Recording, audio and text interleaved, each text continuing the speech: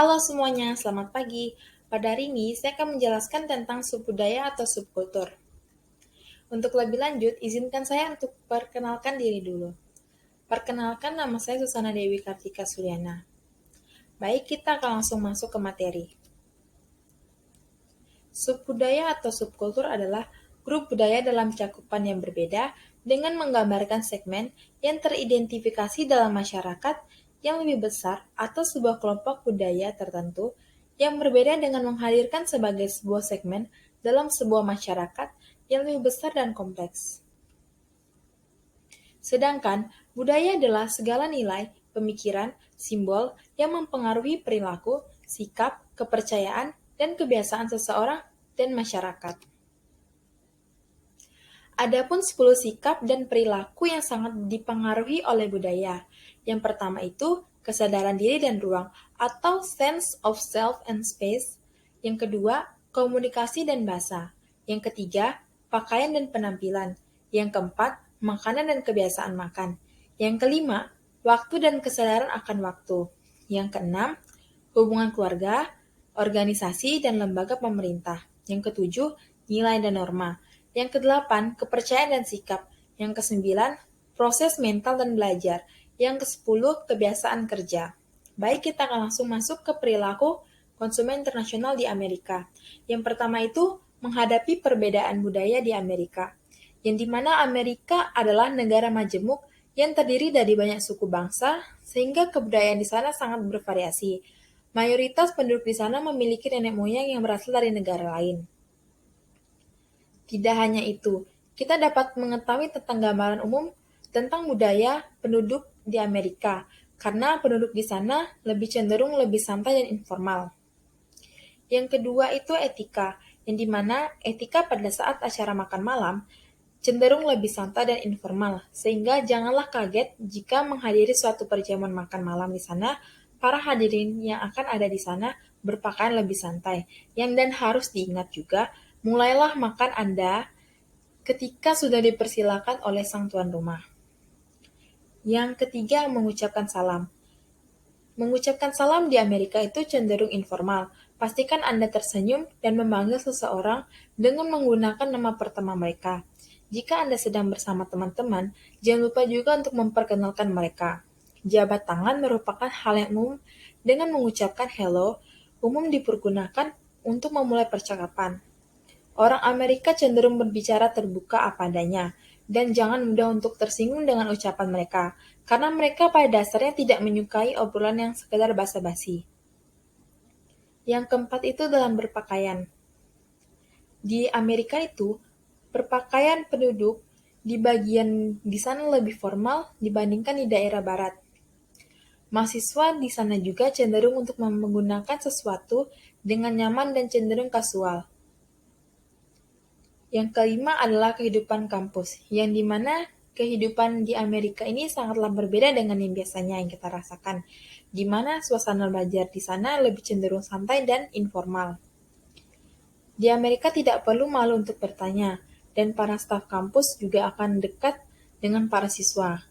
Karena di sana, para mahasiswa selalu didorong untuk datang ke kantor dan mendiskusikan apa saja dari kesulitan dalam belajar hingga masalah pribadi.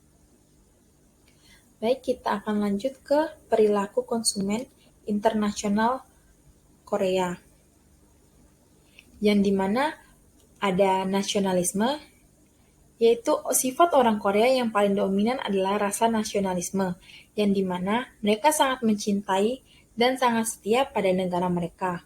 Hal ini ditunjukkan dengan setianya mereka pada bangsanya, seperti halnya para atlet Korea yang selalu mempersembahkan kemenangan mereka untuk negaranya. Hal ini bisa terjadi karena di saat Korea sedang terpuruk akibat Perang Saudara dan Korea Utara, mereka memutuskan bangkit dan akhirnya menjadi negara yang sangat berkembang seperti sekarang ini. Yang kedua itu adalah Go Green, yang dimana orang Korea sangat konsisten dengan moto mereka yaitu selamatkan bumi. Pemerintah Korea Selatan sangat concern dengan global warming yang sedang terjadi di bumi kita. Yang ketiga itu adalah speechless. Ternyata orang Korea itu sangat giat dalam bekerja, karena mereka tidak kenal lelah, yang dimana bekerja dari pagi sampai sore, Setelah itu mereka tidak langsung pulang untuk ke rumah. Yang dilakukan hanyalah berkumpul bersama teman-teman, ke kafe, ataupun makan malam bersama. Bahkan ada juga yang bisa langsung pergi ke kantor untuk besok paginya. Tetapi biarpun begitu, mereka tidak akan kenal terlambat. Sekalipun yang datang terlambat, mereka tidak akan membuat ampun untuk orang tersebut. Yang keempat itu emosional, yang dimana orang Korea juga ternyata sangat emosional loh, karena dimana arti emosional itu bukanlah sangatlah marah-marah, tetapi hal itu membuat mereka lebih mudah nangis ataupun mengekspresikan perasaan mereka. Yang dimana ketika orang Korea meninggal, itu akan sangat menyedihkan bagi keluarga yang ditinggalkan. Begitu juga hal yang menyenangkan. Yang terjadi mereka akan sangat senang atau bahagia dengan untuk mendengarkannya. Yang kelima itu adalah kecanduan smartphone, yang dimana semakin maju teknologi dunia, semakin banyak juga menggunakan teknologi tersebut, yang dimana warga Korea sangat ketergantungan dan sangat kecanduan dengan smartphone. Dan mereka ini ada menggunakan prinsip, kita biasanya untuk meninggalkan handphone dan untuk mencharger, tetapi untuk negara Korea itu tidak. Mereka tidak akan meninggalkan handphone mereka di rumah dan tidak akan meninggalkan HP mereka itu dengan kehabisan baterai. Yang keenam itu memiliki tetangga serumpun. Negara Korea memiliki sejarah panjang dengan tetangga serumpun. Mereka yang ada di sekitar Korea, seperti Jepang, Taiwan, dan Korea Utara. Jepang memang salah satu penjajah di Korea, tetapi jika kamu pergi ke Jepang, kamu akan bakal lihat warga Korea Selatan yang ada tinggal di sana. Yang ketujuh adalah mix up and teknologi, yang dimana selain dengan kecanduan smartphone, mereka juga sangat menggunakan produk Apple. Karena produk Apple ini sangatlah bagus untuk mereka. Dan di Korea juga mayoritasnya menggunakan produk Apple. Walaupun akses internetnya tidak bisa dijangkau untuk produk Apple yang ada di Korea, tetapi mereka harus selalu menggunakan produk Apple karena produk Apple di sana sangatlah baik dan ikut perkembangan zaman. Yang ke-8 itu adalah pressure, yang dimana sifat orang Korea ini ingin menggunakan anak mereka ini secara pintar dalam hal akademik, tetapi justru lebih menekankan anaknya menjalankan apa yang orang tuanya mau. Bahkan ada juga yang ingin menekankan anak perempuannya itu menikah dengan calon pasangan yang baik dan mapan. Hal ini yang kadang membuat mereka harus melakukan hal dengan maksimal agar bisa tercapai apa yang mereka inginkan. Yang kesembilan itu adalah etika, yang dimana etika di sini adalah taat aturan, jujur, ramah, tata tertib, disiplin, dan lain sebagainya. Kita ambil contoh dari etika taat aturan, yang dimana salah satu kunci suatu negara bisa maju pesat, yaitu dengan taat aturan. Hal ini juga lah diaplikasikan dengan masyarakat di sana. Orang Korea sangat kooperatif dan taat kepada aturan yang berlaku. Hal yang paling kecil bisa dilihat bagaimana orang Korea itu menyeberang dengan zebra cross. Mereka memiliki kesadaran tinggi untuk menaati aturan tanpa harus diperingatkan. Tidak seperti di Indonesia. Mereka harus ditegur dulu ataupun jika di jalan itu harus menggunakan CCTV baru ditegur. Selanjutnya ada cinta produk sendiri, di mana masyarakat Korea sangat mengutamakan produk lokal, dari mulai produk makanan, kain, barang elektronik, hingga mobil. Mereka lebih menggunakan produk Korea daripada produk luar. Misalnya ketika kamu jalan-jalan ke Korea, kamu akan melihat hampir semua masyarakat menggunakan gadget bermerek Samsung, dan juga mengendarai mobil buatan mereka yaitu KIA atau Daewoo atau Hyundai.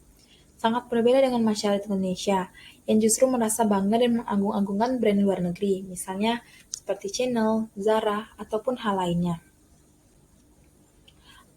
Adapun subbudaya dan kaitannya. Yang pertama itu kaitannya dengan agama, yang dimana masalah yang dihadapi pemasar dalam usahanya mendekati subkultural ini, terutama saat yang tidak pantas untuk mencampur adukan agama dan bisnis. Biasanya perilaku konsumen ini dipengaruhi secara langsung oleh agama dalam hal membutuhkan produk yang secara simbolis dan ritual yang dihubungkan dengan perayaan-perayaan hari raya agama, seperti Idul Fitri dan Natal. Yang kedua itu sebudaya dan kaitannya dengan ras, yang dimana perbedaan etnis atau ras bahwa keyakinan, nilai-nilai dan kebiasaan atau etnis atau ras yang satu dengan yang lain berbeda. Contohnya dari warna kulit, tinggi badan, wajah, meskipun tapi akan ada perbedaan yang satu sama yang lain. Yang ketiga itu subudaya kaitannya dengan usia, yang dimana kelompok usia juga dapat dianalisis sebagai sebuah subudaya karena seringkali memiliki nilai perilaku yang berbeda. Namun pemasaran harus berhati-hati dalam mensegmen konsumen yang jika didasarkan pada usia yang sebenarnya. Karena sebagai konsumen dewasa, mereka masih muda, sebaliknya ada pula juga yang menganggap dirinya sudah dewasa.